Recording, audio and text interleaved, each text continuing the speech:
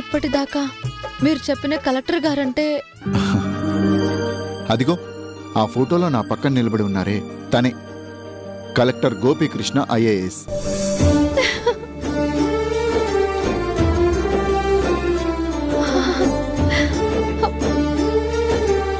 అంటే ఆ రోజు మన ఇంటికి భోజనానికి వచ్చింది కూడా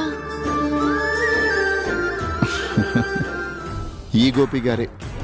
మీరు చేసిన గుత్తొంకాయ కూరని ఎంతగానో మెచ్చుకుంది. ఆ కూరని తింటుంటే వాళ్ళ అక్క చేతి రుచిని చవిచూసినట్టు పొంగిపోయింది కూడా కలెక్టర్ గోపి గారే. ఆ రోజు మీరు నాని కోసం స్కూల్కి వెళ్లారు కాబట్టి గోపి గారిని చూసే అవకాశం కలగలేదు. తమ్ముడు గోపి నా చేతి వంటని పదే పదే పొగిడింది, నాకు ప్రత్యేకంగా థ్యాంక్స్ చెప్పమన్నది నువ్వేనా గోపి? ఎన్నాళ్ళైందిరా నిన్ను చూసి.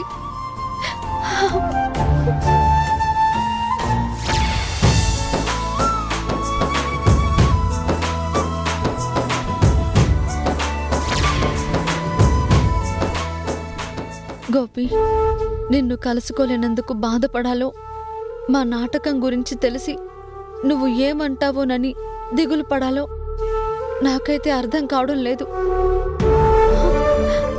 రాణిగారు, ఎంత విచిత్రమో చూశారా? వచ్చే పౌర్ణమి నాడు గోపి గారి అక్కబావల పెళ్లి రోజట. అదే పౌర్ణమికి మాధవికి నాకు పెళ్లి జరిగింది. మాధవి లేదు, ఒంటరిగా నేను మిగిలాను. తను లేని పెళ్లి రోజు భరించలేని జ్ఞాపకాలతో నాకు నరకమే. అవును, ఇది నిజంగా విచిత్రమే. వచ్చే పౌర్ణమి నాడే మా పెళ్లి రోజు కూడా. నేను ఈ నిజాన్ని, గతాన్ని మర్చిపోయిన నా భర్తకి చెప్పలేను. ఈ లోకంలో లేని మీ భార్యని తలుచుకునే బాధ మీది. కళ్ళ ముందే ఉన్నా నా భర్తతో కలిసి ఆనందంగా పెళ్లి రోజుని జరుపుకునే అదృష్టం లేని బతుకు నాది.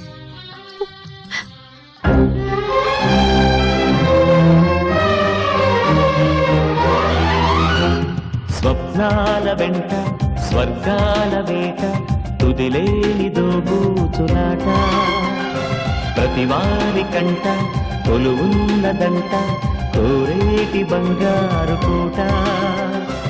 ఏ దారి వెంట ఏ తీర ముందు తెలిపేటి వెలుగేమిటంట.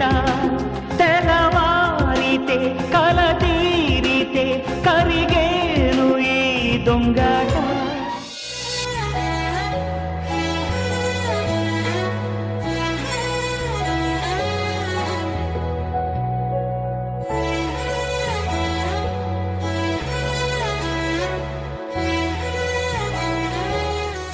కష్టమైన సుఖమైన పంచుకుంటేనే మనుషుల దగ్గర అయ్యేది. దూరంగా ఉన్నా నువ్వు సంతోషంగా ఉన్నావనే నమ్మకాన్ని వాళ్ళలో కలిగించాలి. అర్థమైందా?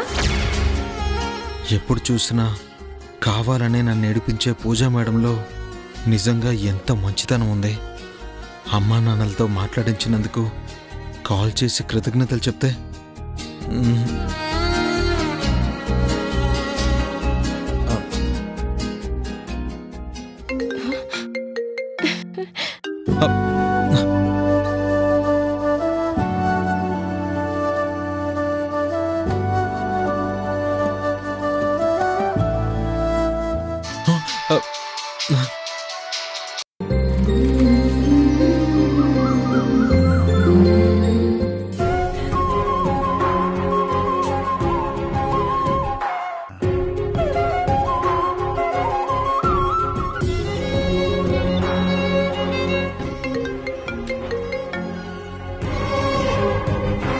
Madam call చేశారెందుకు? నీకోసం కాదులే, నా ఫ్రెండ్కి చేయబోతూ పొరపాటున నీకు కనెక్ట్ అయింది. అవునా? అందుకే నా కట్ చేశారు? మరి ఇంకెందుకు అనుకుంటున్నావు? కాల్ చేసి తమరెందుకు కట్ చేశారో? మీలాగా నాకు కవర్ చేయడం రాదు. సూటిగానే చెప్తాను. అబ్బో, ఏం చెప్పాలంట? అదే మా అమ్మా నాన్నలతో మాట్లాడించినందుకు థ్యాంక్స్ చెప్పాలనిపించింది. ఆ మాట అప్పుడే చెప్పావు కదా, మళ్ళీ ఎందుకు? ఒక్కసారి కాదు, మీకు 1,00,000 సార్లు థ్యాంక్స్ చెప్పినా తక్కువే. అంటే మా కుక్క పిల్లకి నాతో 1,00,000 సార్లు మాట్లాడాలని ఆశగా ఉందన్నమాట. మేడం, నేనేం చెప్పినా ఇంకో మీనింగ్ తీస్తారేంటి? నేనేం చేయను, నీతో మాట్లాడితే నాకు అలాగే అనిపిస్తుంది. ప్లీజ్ కాసేపు సిన్సియర్గా మాట్లాడదాం. మన లవ్ గురించేనా? చెప్పు. బా, అది కాదు, నేను చెప్పేది మా అమ్మా నాన్నల గురించి. సరే, మ్యాటర్ ఏంటి? నాకు ఒకసారి మా అమ్మా నాన్నల్ని చూడాలనుంది. చూడాలనుంటే బయలుదేరొచ్చేయి, ఎవరొద్దన్నారు? మీ అన్నయ్య పర్మిషన్ లేకుండా మళ్ళీ నేను అక్కడికి రాలేను. ప్రాబ్లమే సుమి, మరెలా? మీరు నా కోసం ఒక చిన్న హెల్ప్ చేస్తారా? తేరే లియే జాన్ భీ దే దూంగా యార్. చెప్పు, ఏం చేయాలి? మీరు ఒక్కసారి మా అమ్మా నాన్నల్ని నా దగ్గరికి తీసుకురాగలరా? Okay, but on one condition. కండిషనా? ఎస్, నేను చెప్పింది నువ్వు చేస్తేనే నువ్వు చెప్పింది నేను చేస్తాను.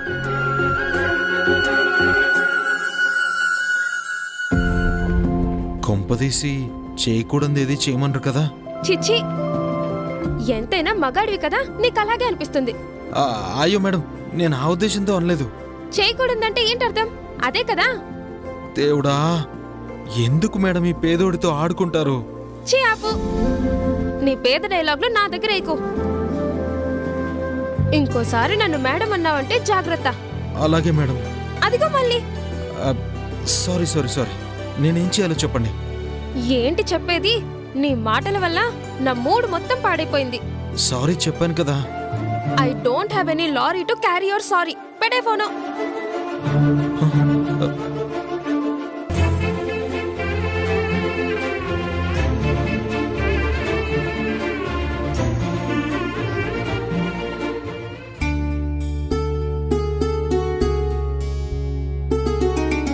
ఏంటో మన శివాకి ఎప్పుడు చూసినా ఏదో ఒక సమస్య వస్తూనే ఉంటుంది. పాపం మాధవి అమ్మగారి కోసం తన ప్రాణాలకే తెగించాడు. ఇప్పుడు ఎలా ఉన్నాడో. సుగుణ, పసరమందిచ్చి మల్లిని పంపించాం కదా, తనే దగ్గరుండి శివాని చూసుకుంటుంది. ఏ జన్మబంధమో, శివ మనలో ఒకడైపోయాడు. వాడికి ఏ చిన్న కష్టం వచ్చినా మనందరికీ బాధగానే ఉంటుంది.